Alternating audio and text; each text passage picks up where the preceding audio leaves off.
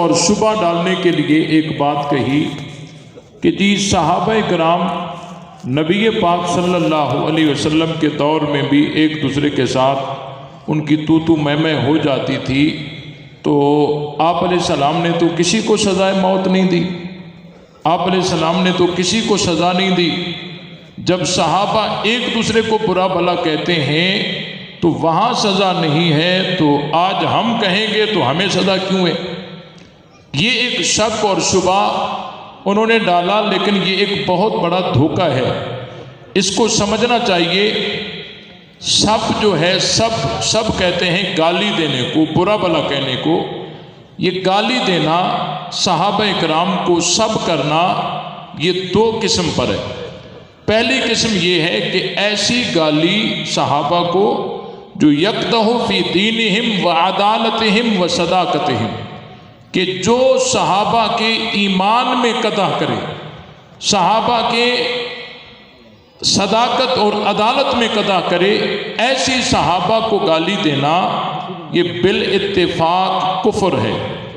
اور دوسری گالی ایسی لا یقدح فی دینہم و عدالتہم و صداقتہم، یہ ایسی گالی کہ جو صحابہ کے ایمان میں قدح نہ کرے، تو یہ گالی دینا مثلاً کوئی بکواس کرتے ہوئے صحابہ کو بزدل کہہ دیتا ہے یا صحابہ کو کنجوس کہتا ہے، تو یہ کفر نہیں ہے۔ اب پھر یہ دو قسم پر ہے کہ آیا یہ اس گالی دینے کو حلال سمجھتا ہے یا حلال نہیں سمجھتا۔ اگر یہ ایسی گالی جو لا یقدح فی دینہم و عدالتہم و صداقتہم، اس کو حلال نہیں سمجھتا، تو یہ ایسا گناہگار ہے جس طرح کوئی زنا کرے لیکن حلال نہ سمجھے، خنزیر کھائے لیکن حلال نہ سمجھے، شراب پیے لیکن حلال نہ سمجھے۔ اور اگر اس کو یہ حلال سمجھتا ہے تو وہ بھی بالاتفاق دار اسلام سے خارج ہے۔ یہ ایک سب کی قسم تھی، لیکن آج جو یہ لوگ گالی دیتے ہیں یہ اس بحث سے بالکل الگ ہے، یہ اس بحث سے بالکل الگ ہے۔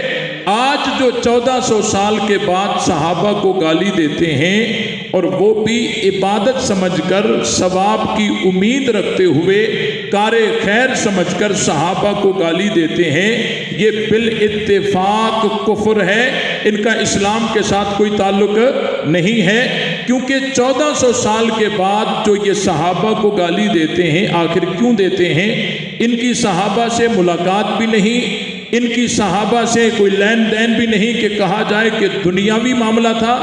تو صحابہ کی آپس میں اگر دنیاوی امور پر کوئی تو میں ہو گئی، وہاں فتویٰ نہیں لگے گا۔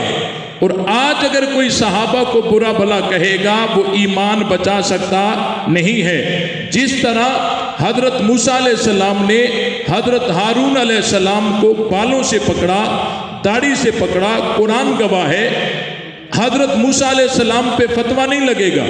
لیکن آج اگر کوئی اس طرح صرف کہے، زبان سے کہے کہ میں معاذ اللہ فلاں نبی کو داڑھی سے پکڑوں اور بالوں سے پکڑوں، یہ کہنے والا اپنا ایمان بچا سکتا نہیں ہے۔